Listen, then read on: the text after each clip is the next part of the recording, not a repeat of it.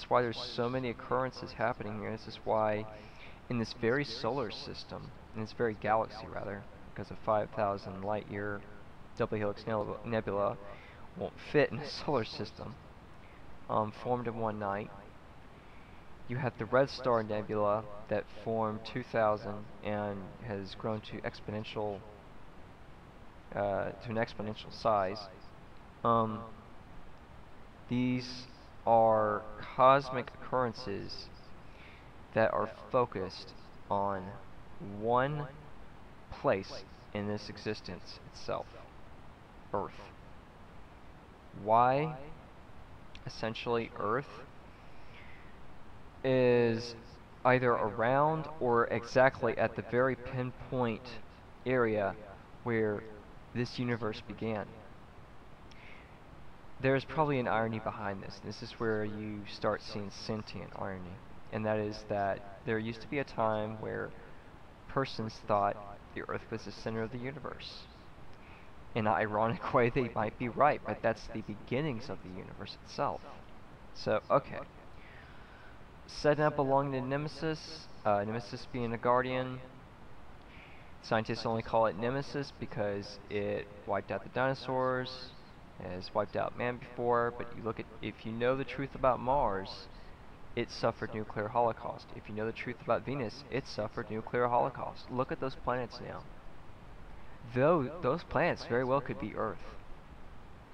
And those planets are literally just, they're just waiting. They're waiting to come back to life. They're alive within, but their surface, their exterior, just as our exterior is. This is to say, if you were to put this in, let's say, being form, human being form, it'd be as if your surface not there. Now, sorry if you can visualize instantly, which I can. It's not a pretty sight. And that's how the planets feel. That's the unfortunateness that those planets are experiencing. Beings reincarnate. Beings should not partake in unnatural interactions because it equals obscurity.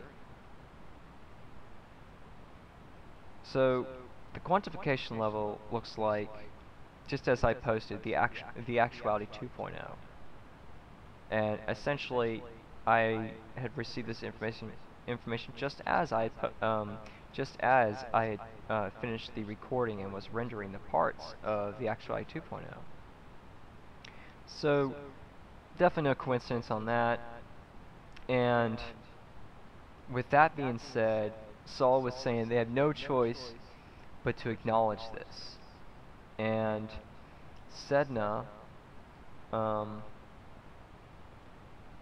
has slowed its orbit. If it's a planet, you know, the sun, which is not a planet, it would have to be a planetary craft, and it's definitely not that. So we are looking at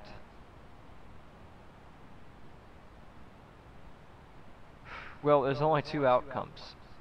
Either it's ET or it's another existence. It is a being from another existence. There's only those two. It's not a planet. That means ETs. But honestly, ETs is not the hierarchy. It's not at the top of, as far as craft or such of that size that has an intelligent movement, rather than orbit that is held by gravity, gravitational orbits. So you only have those two to look at. Either way, we're looking at a quantification. If it's ET related, you can look for the ET disclosure quite soon. But as I have stated in my my videos, that the occurrence is going to occur at a time when the ETs are going to be ready to land. And we are seeing yet again entirely new activity in outer space. Skepticism has died. So if you're, like I mentioned in my videos before, I try and mention third-party perspective just in case this is what, to whom it applies to, you're thinking. Skepticism is not reliable. After all, it leads to only doubt, into what ifs. You're pretty much just up in the air. You're unsure and uncertain. You don't know what to believe. You're just skeptical. It has nothingness to it. To be skeptical, it brings nothing. There is no life or eternity in skepticism. That's common sense, or you can know it as cosmic sense. Let's bypass the third-party perspective, which is the actuality. Eternity exists. Those who are skeptic, it does not matter. Evolution is eternal. So, what you are aware of exists, and the interaction level is dependent on your interaction level. If your interaction level is of cosmic potential, then you are definitely going to experience some cosmic interaction, aka the broader spectrum, and interacting in that broader spectrum. So, my doubts are thinning. Actually, the only doubt I have left, I think, is, do I actually doubt? Which is more like a question, but it's a partial doubt. I really don't think I do. My doubt's pretty much out the window. I think the only doubt I could have had is,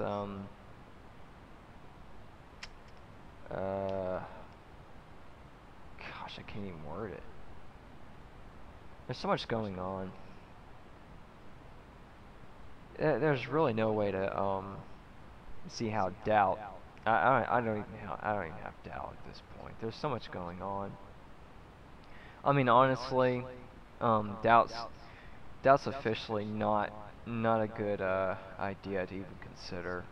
I mean, I can understand you doubting the hybrid existence, but we have ET activity like never before. We are seeing certain objects that only show up, aka Nemesis, every 26 million years. I think that's the average rate I found out. Okay, that's a little weird, but also you have Sedna that has slowed its quote orbit around the sun. Okay, so it's and as Saul says, which I know what he means, it belongs to the Nemesis, which Nemesis is going to be a big drop. Yeah.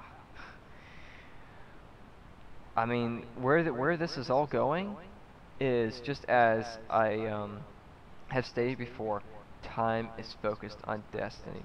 Time is essentially tired here.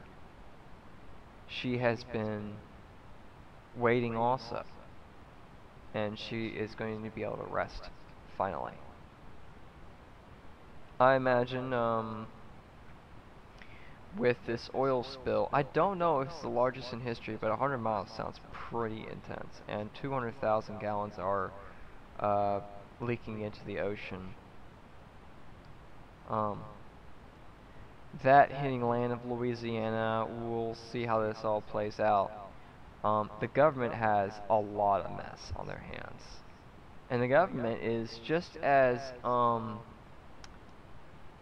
guilty or responsible. Either way, it doesn't matter. Gotta be a little realistic. They're pretty much guilty. I mean, we could say guilty. It's pretty, no, it's not a harsh term, that's for sure. They are responsible for the oil spill, essentially, because they're keeping it going. They're keeping the poor technology going. They're keeping the car. They're keeping the diesel engine going, essentially. I mean, cars and gasoline and diesel. I mean, honestly, the difference, there's not much of a difference, other than what's worse, because gasoline's more worse than diesel. I mean, look at all the offshore, drilling. That's like the helping out cars, or whatever the process is to make diesel. Either way, it's for a cause that is pointless. Much to see, and that's going to conclude tonight's video uploads. Luckily, I didn't make it. Luckily, I didn't have to go into part 3. Hope you enjoyed this recording, and you have a good night.